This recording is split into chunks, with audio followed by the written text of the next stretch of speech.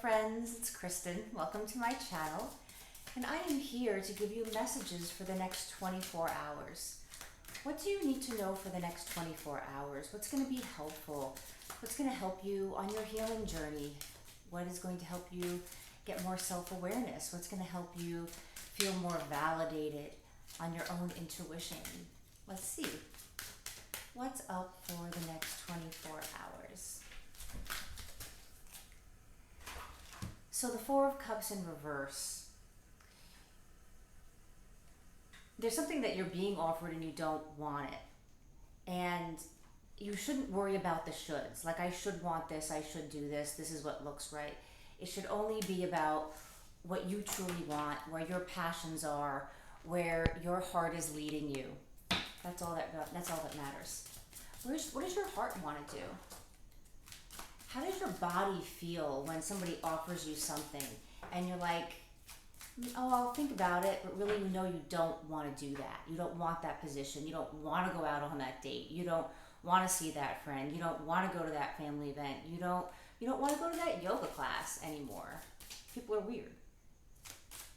It could be anything. Even the little things really matter when it comes to transformation. 10 of Wands in reverse, because you're sick and tired of being sick and tired of being sick and tired of being sick and tired. You have put a lot of energy and time into your own personal growth process. And sometimes when we put a lot of time and energy into our own growth process, our identity can become about this growth process. And it can sort of be, your healing can become this process of an I'm in healing. And it has to, oh, I'm healing and I feel, all the muck and the stuff coming out, and it always, I'm really working it. But you don't need to work so hard. I mean, there are places and times where the cycle is a little bit, that tension, that sweet spot of transformational tension, that challenge. But healing is not supposed to be that. The definition of healing in our lives is not supposed to be that we have to work so hard for it. At some point, we need to surrender to the work we've already done and see ourselves. Knight of Pentacles, because you've been growing something slowly, and it is slow. It's the baby stepping it. It's the, this is the goal that I want, or this is the place where I want to be in life, emotionally, spiritually, physically, and taking these steps. And it seems like, it's taking forever. And the important thing with that is to always remember that slow and steady wins the race. Right? It's a cliche for a reason, because slow and steady wins the race. Inch by inch, inch a cinch. Inch by inch, it can feel like, oh God, it's inch by inch. But if you really look back at where you were a couple of weeks ago, a couple of months ago, a year ago, a few years ago, really take a look at that. Take a moment in meditation, or while you're journaling, or taking a walk, lying in bed, and just really acknowledge where you were and where you are now. Ace of Swords, because new information is coming in. There's also something here about not wanting to be with people who are immature in their language and how they speak with you. It's interesting how, we can have these we're adults, and we have adults in our lives, and they can really say things that are like, 16-year-olds, or they can act like children. They can be whiny. They can be, that kind of bully on the playground.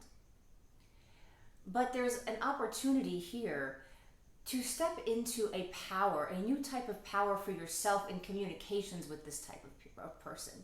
To really hold your ground and have a boundary. Maybe it is going back to your own childhood and doing a little bit of acknowledging about that little boy or that little girl that had whatever issues they had, that was bullied, that had these issues at home, that went through all of these things. That child has become the amazing adult that you are. And you do have a right to set boundaries. And you have a right to have those boundaries be respected. And you're not a jerk because you're direct with someone. Sometimes you just gotta be direct. You'll know when to compromise and when not to compromise. And you might be surprised at the respect that you get from the people around you if, if you have a little bit of balls.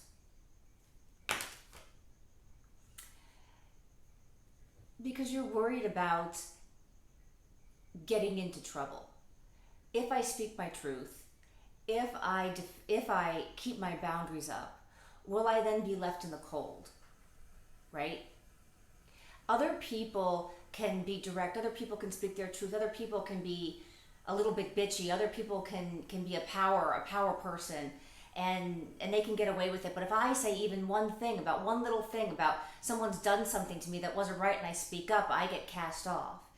And that is an old way of thinking. I mean, and if that has happened to you in the past, it's okay to acknowledge it. But where are you now? Like, take a moment and sit in those moments that you feel that way. Think of, where am I now? Am I feeling that way right now, or am I just dragging this sort of evidence up from the past because of fear? Because of fear of not feeling in community, in not being accepted. Again, you might be surprised at who respects you for you being clear and fluid in your boundaries. And the people that don't respect you, or the people that give you a hard time about it, aren't people that you're around anyway. Now, if it's someone that you have to be at work with, you can find a way to be in the space with that person and have a protection around you. Put a veil of protection around you in front of that person. It doesn't have to be some big magic deal. You don't have to wave a bunch of sage around, although you totally can if you want to. But it's about, how do I keep myself protected, keep a veil around myself, but still be able to let in what I want to let in? How can I keep myself protected and keep my boundaries up without snapping because I've held it in and held it in and held it in, and then I either completely snap, right? Or you end up feeling like, okay, again, I said nothing. It doesn't have to be those extremes. And again, you have resources around you. You have people around you. I keep saying it because it keeps coming in, that there are people around you that you're not really quite seeing that they're there for you. You might want to stop right now and maybe take a mental list, even if it's one person. And it doesn't have to be the person in the environment, the job or the school or wherever it is. Justice in reverse.